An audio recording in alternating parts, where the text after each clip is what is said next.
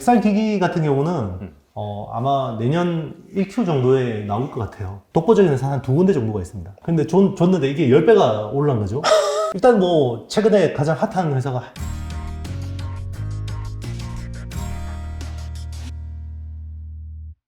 사실 뭐 그 나중에 질문에 그 애플카 뭐 이런 얘기가 있었는데 네네. 그 거기에 대한 말씀을 또 해주셔가지고 네네. 바로 그냥 이걸 통해서 네. 저희가 이제 알아들으면 될 것 같고 네. 추가적으로 또 애플이 XR기 이거 출시한다는 네네. 얘기가 아직 확정은 안 됐어요. 네네. 근데 빠르면 뭐 올해 할 것이다 뭐 네네. 그런 얘기도 있는데 네. 사실 이 XR 기기 출시 관점에서 본다 네. 하더라도 네. 사실 방금 말씀하신 그런 쪽을 네. 보면 되는 건가요? 그러니까 이제 엑살 기기 같은 경우는 아마 내년 1Q 정도에 나올 것 같아요. 내년 1Q 정도? 네네. 내년 1Q 정도에 나올 것 같은데, 똑같습니다. 거의 서플라이 체인은 거의 뭐 대동소이할 것 같고요. 왜냐면 어쨌든 핸드셋 쪽에, 그쵸. 스마트폰 쪽에 이제 네. 하던 회사들이 아무래도 계속 하게 될 가능성이 높고요. 네. 예를 들면 뭐 카메라는 기본적으로 장착이 돼야 되는 거죠. 네, 네. 이제 카메라 쪽은 이제 LG 노텍 같은 회사들이 이제 해야 되는 거고, 그리고 이제 여기 굉장히 또 작은 반도체가 들어가잖아요. 근데 반도체 실장을 SiP, 시스템 인 패키지로 해야 되는데, 그런 쪽을 또 가공하려면 어드밴스드 패키징 기술이 필요합니다. 이제 국내에서 그래도 어드밴스드 패키지 기술을 가지고 있는 회사는 독보적인 회사 한 2군데 정도가 있습니다. 네. 이게, 한미 반도체하고 이제 이오테크닉스 정도인데요. 이제 한미 반도체는 지금 메타 그라인더라는 기술을 이미 공개를 했어요. 그게 이제 하나의 기판에다가 칩을 아래 위로 이렇게 실장을 해서 이 안경테 같은 데 들어가는 딱 모양입니다. 그리고 이제 이오테크닉스 같은 경우 레이저로 가공하기 때문에 우리 기존의 기판이나 반도체는 네모난 모양이잖아요. 네. 그런데 이제 이게 웨어러블이 되려면 모양이 다 바뀝니다. 뭐 옆으로 타원형이 될 수도 있고요. 아니면 뭐 이렇게 네모난데 중간에 비어 있을 수도 있고 이런 식으로 이형 커팅을 해야 되죠. 그런 걸 레이저로 다 가공을 해야 되는데 그런 쪽은 또 이오테크닉스가 담당을 할 것 같고요. 네, 그리고 검사 장비 쪽은 뭐 이제 뭐 고영이나 인텍 플러스 같은 회사들 뭐 할 수 있는 거고 이제 그리고 이제 디스플레이 같은 경우는 이제 OLED 온 실리콘이나 뭐 마이크로 LED, 뭐 LCD 온 실리콘, 뭐 홀로그램 이런 것들로 이제 앞으로 많이 될 겁니다. 네. 그런 쪽으로의 서플라이 체인을 보시면 충분히 투자 아이디어가 있을 수 있을 것 같습니다. 네. 그리고 애플카 같은 경우에도 좀 네네. 비슷할까요? 보니까 이제 네. 최근에 나온 기사가 네네. 애플카 후공정 밸류 체인은 뭐 우리나라에서 찾고 있다. 네네. 그런 네. 기사가 제가 기억하기로 한 일주일 정도 나온다고 네네. 했거든요. 그러면서 이제 관련주 확 올랐는데 네네. 이것도 약간 좀 비슷하다고 보면 될까요? 그렇죠. 이제 일단 기존의 그 애플 같은 경우 전공정은 대만 쪽에 주로 돼 있죠. 네. TSMC가 이제 하니까 그렇죠. 거의 뭐 전공정은 대만 쪽이고 후공정은 대만의 ASE나 뭐 미국의 암코, 뭐 스필, 뭐 이런 그 중국의 장창과기 이런 회사들이 후공정을 합니다. 네. 그런데 이제 이런 회사들 같은 경우는 전장 쪽의 경험들을 많이 좀 부족하거든요. 그리고 이제 애플카 같은 경우는 자동차 쪽이잖아요. 그렇죠. 그러면 이제 자동차에 맞는 신뢰성이라든지 이런 쪽으로 투자를 해줘야 되고, 그리고 이제 해야 되는데, 그런 쪽으로 이제 해줄 만한 업체를 전 세계적으로 물색해 보다 보니까, 뭐, 처음에는 현대차 같은 데도 만나고, 뭐, 했는데, 그렇죠. 아무래도 이제 현대차는 자기 브랜드가 있다 보니까 애플의 OEM 업체가 되긴 쉽지 않은 것 같고, 그러다 보니까 이제 LG 노텍이 좀 지금은 유력하게 검토가 되는 것 같고요. 그리고 이제 애플도 중요한 거는, 기존의 어떤 그 분산형이 아니라 중앙 집중형, 그 OS를 가지고, 그렇죠. 그 OS를 기반으로 AP가 있던 그 전체를 구동하는 그 기반인데 아무래도 국내 카메라 쪽하고 TOF 쪽하고 이 센서 쪽을 대부분 국내 쪽이 하잖아요. 그렇죠. 그러다 보니까 여기를 어떻게 보면 시그널 통제하고 관리할 수 있는 모듈이 이제 DCU, 그러니까 이제 카메라, 뭐 레이더 쪽을 관리하는 이제 DCU 부분을 아마 이노텍이 하지 않을까. 후공정 생각합니다. 약간 좀 패키징이라든지 이런 거 말씀하시죠. 그렇죠. 그게 이제 반도체 후공정인데 그게 뭐 그냥 들어보면 별거 아닌 것 같잖아요. 근데 자동차 쪽은 굉장히 어렵습니다. 일반 그런 뭐 스마트폰이나 그거 다르나요? 왜냐하면 자동차는 계속 달리잖아요. 그렇죠. 그럼 계속 진동이 있죠. 진동이 있으면 PCB가 이렇게 본딩이 돼 있으면 떨어지면 안 되죠. 그렇죠. 네네. 그럼 떨어지면 안 되고 그리고 깨지면 안 되고. 네네. 그리고 이제 뭐 어떤 아주 극지방 같은 데 추운 데서도 달려야 되고 사막에서도 달려야 되고 하는데 이런 그 반도체나 이런 것들이 그죠.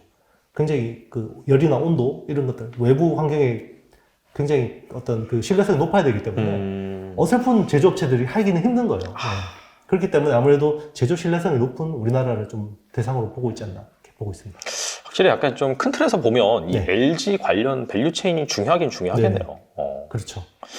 그 특이하게 그 삼성보다는 LG가 또 애플이랑 잘 궁합이 맞네요. 삼성도 좀 네. 이제 많이 하긴 합니다. 근데 이제 아무래도 그 삼성 같은 경우는 이제 좀 일종의 이제 경쟁 구도도 있고 하기 때문에 좀 이제 그런 부분에서 좀 애플이 약간 좀 이제 그 배관시 하는 것도 있는데요. 어쨌든 삼성도 끌고 갈 건데 신규로 애드 되는 거는 LG 쪽이 훨씬 더 많은 것 같습니다. 그래서 어쨌든 지금은 어떤 애플이 서플라이 체인이 뭔가 재편하면서 수혜를 보는 그룹은 LG 그룹이 확실하다 이렇게 보입니다.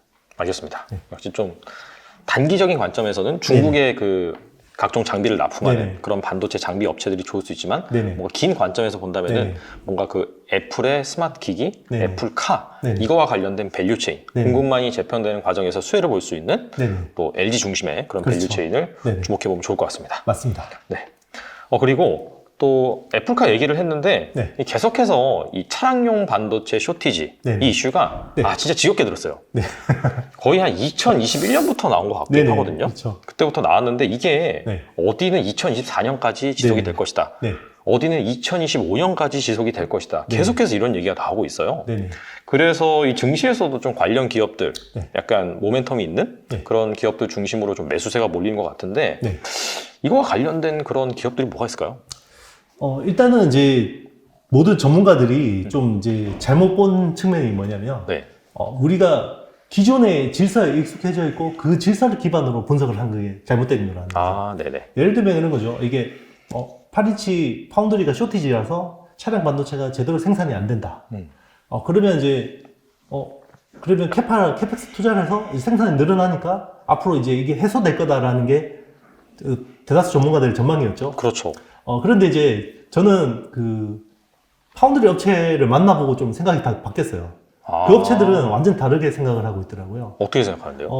일단은 8인치 파운드리라는 거는 원래 돈을 버는 공정이 아니었거든요. 그렇죠, 사실. 그렇죠. 네. 뭐 이게 몇십 년 전에 투자해 놓은 거고 이제 팹은 있으니까 일단은 뭐 그냥 돌려서 뭐 그냥 300원짜리, 400원짜리 칩 그냥 생산해서 준 거예요.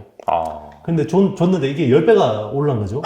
거의 10배씩 오른 거죠. 네. 그런데 이제 그러면 뭐 예를 들면 DB 하이텍이라고 할게요. 네네. 이제 예를 들면 DB 하이텍 같은 업체 입장에서는 내가 이거를 투자를 해서 생산을 늘리면 나한테 좋은 거냐 라는 생각이 드는 거죠. 그렇죠.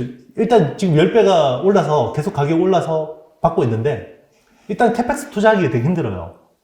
왜냐면 예전에는 그냥 8인치 장비가 재고 장비, 중고 장비가 좀 많았어요. 그런데 지금은 중국 업체들이 다 땡겨가 버렸거든요. 그래서 중고 장비 가격이 너무 올랐고요. 그리고 이거를 그렇게 비싸게 투자해서 캐펙스 투자를 하면 이거 감가상각을 할 수 있을까? 왜냐면 가격이 떨어질 거 아닙니까? 언젠간 떨어지겠죠. 그렇죠. 네. 뭐 3,400원짜리가 10배 올랐는데 이걸 굳이 내가 캐파를 늘려서 가격을 떨어질 필요가 있을까? 라는 이제 의문이 있는 거고요. 그리고 이제 또 하나 이런 게 있습니다. 지금은 이게 차량 반도체가 다 ECU 기반이잖아요. 그렇죠. 그러니까 이제 뭐 30나노, 40나노짜리 그냥 구형 반도체 써가지고 이제 하는 건데 앞으로 갈 자동차 반도체는 첨단 반도체예요. 그러니까 DCU 기반으로 네. AP를 써야 되는 거죠. 애플이 그러면- 아까 말한 것처럼. 그렇죠. 그렇죠. 이제 중앙 집중형으로 다 갈 거예요. 자동차 업체들이. 네. 지금은 이제 자동차 업체들이 실력이 없으니까 그렇죠. 기존의 차량 반도체를 쓰는 건데 실력은 있는 업체들은 다 자체 설계해서 파운드리 맡겨서 앞으로 할 건데 그럼 이게 수요가 영원한 거냐 지속 가능한 거냐라고 봤을 때 그렇지 않다라는 판단하는 거죠. 그럼 앞으로 계속해서 이런 반도체들을 AP가 대체를 해 나갈 텐데 네. DCU 기반의 AP들이 대체해 나갈 텐데 이걸 공급을 늘리는 게 맞냐라는 의문이 드는 거죠. 네, 그래서 안 늘어날 것 같습니다. 그래서 네네. 2024년, 2025년까지 네네, 계속 늘어나는 쇼티지다. 거예요. 그리고 처음에는 원래 작년 하반기쯤 되면 풀릴 거라고 생각했어요. 맞아요. 한 1년 정도 그렇죠. 지나면. 네. 그러니까 이게 뭐, 어쨌든 기존에 하던 대로 업체들이 뭐 캐파 늘려가지고, 공급을 늘려줄 거야 라고 생각했는데, 이게 가격이 뭐, 50% 올랐을 경우에는, 그래, 고객이 중요하니까 늘려주는데요. 10배가 뛰면 이야기가 달라지는 거죠. 네. 그런 이유가 있습니다. 네. 알겠습니다. 그러면은 사실 이 차량용 반도체 쇼티지 이슈 때문에 네. 좀 부각을 받고 있는 그런 네. 기업들도 있긴 있거든요. 이런 기업들은 네. 어떻게 봐야 될까요? 그러면. 네. 일단 뭐 최근에 가장 핫한 회사가 해성 DS죠. 그렇죠. 해성 네. DS는 이제 리드 프레임, 차량 반도체 리드 프레임을 하는 회사인데 네. 원래 올해 이 가이던스가 한 1,000억 초반 정도 가이던스였는데요. 1분기만 480억 넘게 했습니다. 그러니까 당연히 상향 조정이 되겠죠. 정말 서프라이즈가 이런 서프라이즈가 없는 거고요. 그리고 이제 DB 하이텍 같은 8인치 웨이퍼 네. 이제 파운드리를 해주는 이런 회사들이 수혜를 보는 거고요. 그리고 이제 이런 후공정단에서 장비 핵심 장비를 납품하는 이제 한미 반도체, 이오테크닉스 뭐 이런 회사들 좀 주목해서 보시는 게 좋을 것 같습니다. 그럼 결과적으로는 뭐 지금 ECU 기반이 있고 네네. 그다음에 사실 예전에 이제 내연기관 차량에서 네네. 그냥 전정화가 되다 보니까 네네. 하나하나 끼워 넣은 거잖아요. 그렇죠. ECU를. 맞습니다. 그래서 뭐 그런 전장 장비가 덜 들어간 그런 자동차 같은 경우에는 한 네. 10개 정도 들어가 있고 그렇죠. 고급 자동차 같은 경우에는 뭐 한 100개 가까이 들어가기도 그렇죠. 하고 맞습니다. 근데 이런 것들이 지금 테슬라 같은 경우에는 아예 그냥 중앙 짓거나 그렇죠. DCU 기반으로 해서 13개 가지고 그쵸. 다 제어해버리는 거죠. 이런 쪽으로 간다라고 한다면 네. 사실 ECU 개수는 앞으로 점점 줄어들 그렇죠. 것이고 수요가 줄어들죠. 그러면 사실 지금 뭔가 이 차량용 반도체 때문에 돈 버는 그런 주식들 같은 경우에는 네네. 사실 약간 좀 단기적인 모멘텀이다 그렇게 봐야 되나요?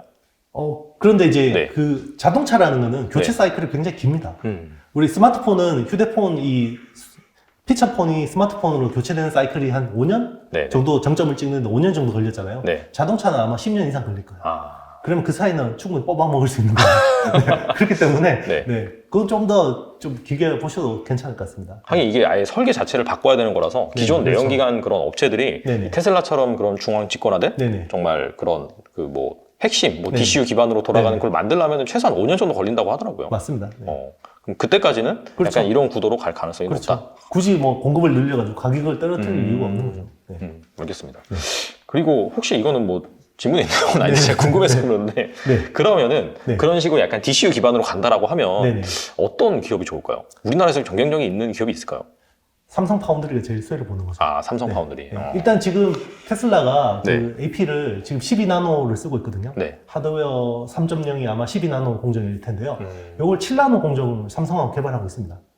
그게 이제 7나노가 되면 7나노 기반의 칩이 생기고 그러면 이 칩을 가지고 테스트를 하고 패키징을 하고 뭐 이렇게 해야 되잖아요. 네네. 그리고 DCU까지 해야 되고 네. 그럼 거기에 붙는 서플라이 체인들이 굉장히 많아지는 겁니다. 아, 어쨌든 제일 중요한 접점은 파운드리인 거죠.